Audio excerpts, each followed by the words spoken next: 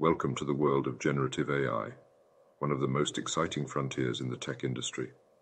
Applications like ChatGPT are helping to move the date of the singularity from the 2040s and 50s down closer to 2030. With generative AI technology quickly spreading, it is changing the way we use our computers, access information, and interact with our devices. But that's not all. Generative AI's language-driven interaction means we will be increasingly talking to our computers, and vice versa. That means if offices and public transportation don't change, we could face disruption and aggravation. We might even have to leave the office out of sheer annoyance. How can we avoid the future hassle? We can speed the development of noise-cancelling and sound-taming technology.